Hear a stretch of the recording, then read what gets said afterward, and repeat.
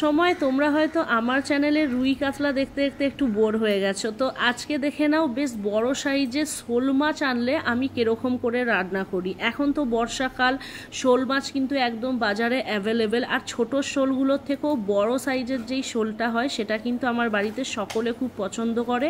গরম জল দিয়ে কিন্তু ভালো করে ধুয়ে নুন হলুদ মাখিয়ে নিয়েছিলাম, আর তারপরে দেখো এখানে কড়াইয়ের মধ্যে কিন্তু দিয়ে দিয়েছিলাম সর্ষের তেল। গরম হয়ে যাওয়ার পর কিন্তু একে একে করে মাছগুলো কিন্তু লাল লাল করে ভেজে নিয়েছিলাম।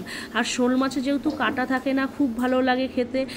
তারপর দিয়ে দিয়েছিলাম কালো জিরে ফোড়ন। কালো জিরে ফোড়ন দেওয়ার পর একটু নাড়াচাড়া করে রাখার পর তারপর দিয়ে দিয়েছিলাম কেটে রাখা আলুগুলো। আলু গরম মশলা দিয়ে কিন্তু শোল মাছের ঝোল তোমরা বাড়িতে জাস্ট একবার খেয়ে দেখো।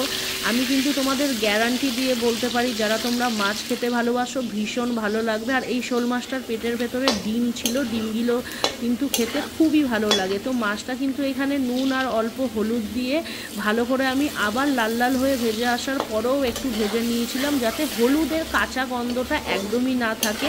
আর তারপর কিন্তু লঙ্কা, টমেটো আর আদা দিয়ে পেস্টটা করে রেখেছিলাম, সেটা দিয়ে দিয়েছিলাম মশলার জন্য। মশলা দেওয়ার পরে কিন্তু খুব ভালো করে কষিয়ে নিতে হবে, একদম লাল লাল করে শুকনো শুকনো করে পুরোটা কষিয়ে নিতে হবে। কেন কি কষানোর ওপরেই কিন্তু রান্না ডিপেন্ড করে। আমি কিন্তু আমার প্রত্যেকটা রান্নায় তোমাদেরকে এটাই বলি কি, তোমরা যত কষাবে রান্নার টেস্ট দ্বিগুণ হবে। আর তারপর দিয়ে দিয়েছিলাম 2 চামচ মতন জিরের গুঁড়ো, আর তারপর দিয়ে দিয়েছিলাম গরম জল। গরম জল করা ছিল তাই গরম জল দিয়েছিলাম, আর গরম জল দিলে কিন্তু রান্নার টেস্ট খারাপ হয় না। তো এখানে আমি 2 বাটি মতন গরম জল দিয়ে দিয়েছিলাম, আর খুব ভালো করে ঝোলটা টকবক টকবক করে যেই ফুটে এসেছিলো তারপর কিন্তু ভেজে রাখা মাছগুলো এক এক করে দিয়ে দিয়েছিলাম। এই মাছটা ভাজার সময় কিন্তু কোনো রকম প্রবলেম হবে না, আর মাছটার মধ্যে একদমই কাটা নেই।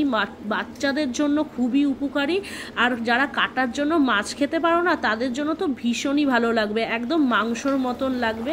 আর তারপর এখানে দিয়ে দিয়েছিলাম ডিমগুলো। মাছের ডিম কিন্তু আমি ভীষণ ভালোবাসি, আর একটুখানি ঢাকা চাপা দিয়ে রেখেছিলাম, যেই কি তার দেখো কত সুন্দর দেখতে হয়েছে। আর লাস্টে দিয়ে দিয়েছিলাম অল্প একটুখানি গরম মশলা। আমি কিন্তু রান্নায় বেশি পরিমাণে গরম মশলা ইউজ করি না, যতটা লাগে তার থেকেও অনেক কম ইউজ করি, কেন কি গরম মশলার সেন্ট অত ভালো লাগে না। রান্নাটা কেরম লাগলো জানিও।